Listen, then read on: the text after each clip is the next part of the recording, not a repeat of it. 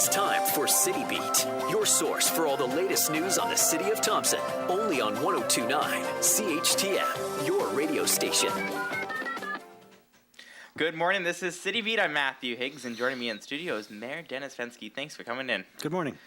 First thing I'd like to address is last week you were not here, and Kathy Valentino was still amazing, but I want to know, where were you? We were at the Manitoba Association of Municipalities City Caucus. The city hosted 17 delegates, including mayors and CAOs from all over Manitoba. And so we had a formal meeting in the morning, and then we had a working lunch at the TRCC. We did a survey of a tour of the TRCC and UCN campus.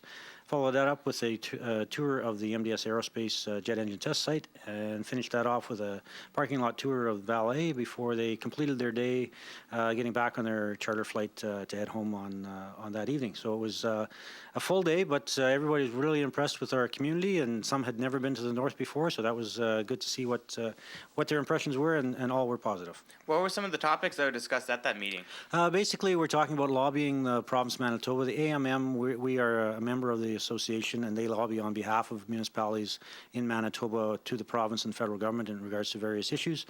We talked about sustainability. We talked about funding models that would work better for municipalities. So that was the main topic of discussion. And in general, we brought them up to speed in regards to the northern economic picture right now, what's happening in Churchill, La Pas, Thompson, and Flin Flon. And so just to make them aware and ask for their support when and wherever they are to support the North in sustainability and economic development. Yesterday was a big NCN celebration that went on throughout the day and night, which seemed to attract a lot of officials. Everyone in council was there and representatives. It was just a great time for everyone. Explain the process and time this urban reserve went through to finally officially become an urban reserve this spring. Well, as far as the urban reserve and that property, that process started back in 2001 with an application to the Canada for urban reserve status, and basically that started the paperwork and the meetings between City Council and the NCN Band Council, which followed up with meetings with Canada to go through that process. And ultimately, 15 years later, here we are. It was a long and frustrating process. I want to say that the City of Thompson and NCN were on the same page from pretty much day one. And the holdup was the federal government and the process of creating urban reserves in communities. We're very supportive of the event and also of the process, and we look forward to working with NCN as a full partner and investor in our community. Can you explain what an urban reserve is, though? Basically, it's an economic development zone for a reserve within a community that is not on an actual reserve per se. For example, NCN is located, Nelson House is located 45 miles south of us. They have designated lands that designate the reserve. This addition to reserve process is an agreement between Canada and First Nations, where they can provide or access excess land, federally owned land or private land. There's two processes, addition to reserve for economic purposes and the treaty land entitlement. And so the long and short of it is they can make an application to Canada to designate properties within municipalities to become urban reserve. Once that's done, then that land is taken out of the municipality's boundaries and becomes reserve status. Well, it seems like there's only a select few in Canada, so it's a big thing for Thompson, I'm guessing, to have this urban reserve here in the city. Actually, there's a number of reserves across Canada, urban reserves. We used a model of as far as process in Saskatoon. I think there's over 10 urban reserves in that one community. So it is a process used by First Nations to provide support, economic support to their communities. It's a process that's been around for years. Unfortunately, the last with the previous government, it took 15 years to get us here. Hopefully, with this new government, they've sped up the process, and that as application comes in, they can move forward in a more equitable fashion to make sure it works. There's been a few mumblings about this past week about a business looking at buying the paper mill that obviously Toka owns in Nepal. I know you're not part of all those big meetings with the premier or anything like that, but Let's pretend no one's listening. Do you have any insight about any business purchasing this? No, I don't. No? All I can offer is that there is a letter of intent from a party.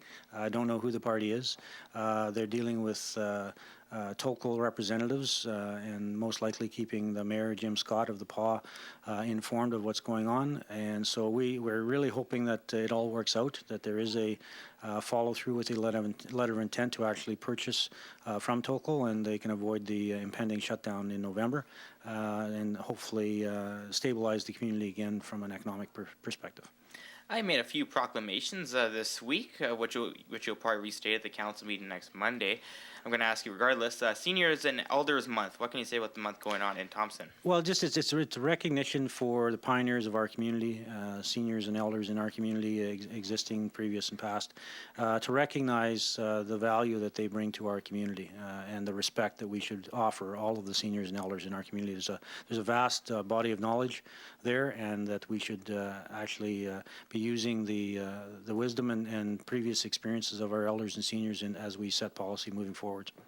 And then the Disability Employment Awareness Month. What can you say about that? Basically, again, it's an awareness campaign in regards to disabilities, employment, in that just because someone has a disability, it doesn't mean they're not able.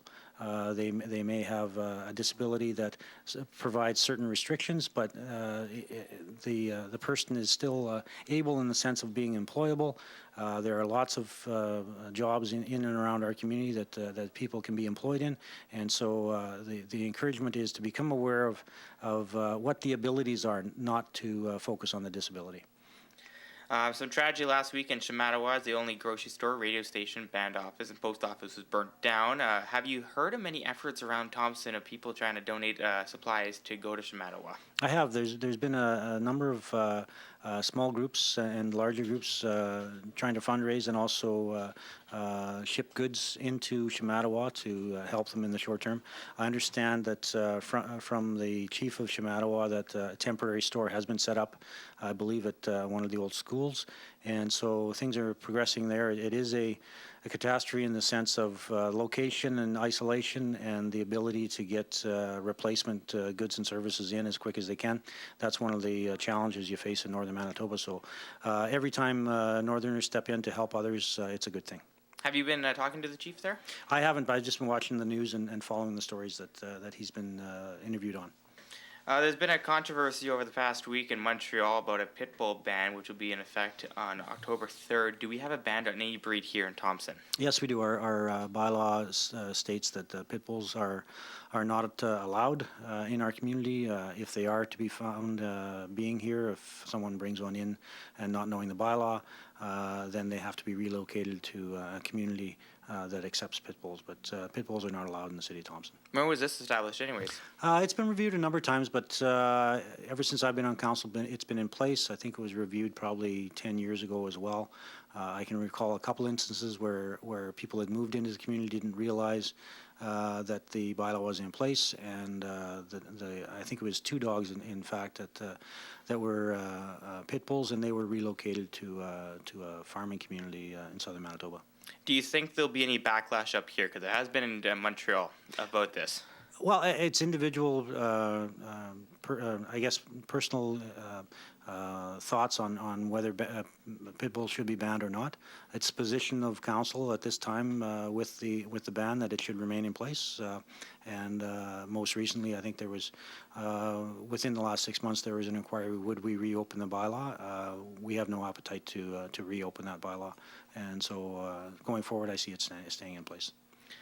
And last question, all the local hockey teams that starting this weekend on the road, do you have any motivational words to have them bring home a few victories for their season opening road trips? Well, I wish I did, but I think the key in minor hockey and should be emphasized is that everybody has fun. It's not about making the NHL. And if you look at the numbers and the percentages, it's extremely low, and you have to be extremely dedicated and have an extraordinary amount of skill. But from an enjoyment perspective, my goal to see in these kids starting out in their hockey careers and their hockey seasons is that they have fun, and it would be a great win that if 30 years from now they're still playing hockey. That would be a win for the sport of hockey, is that if they're still involved. So the motivation is have fun and enjoy the game. It's a simple game. Keep it simple and enjoy yourself. Well, there you go, North Stars and Wild. There's Coach Fensky with the motivational words of the day. That's it for this edition of City Beat. Make sure to join us every Thursday at 11:30 to find out what's happening around the city and City Hall for 102.9 CHTM. I'm Matthew Higgs. City Beat will be back next Thursday.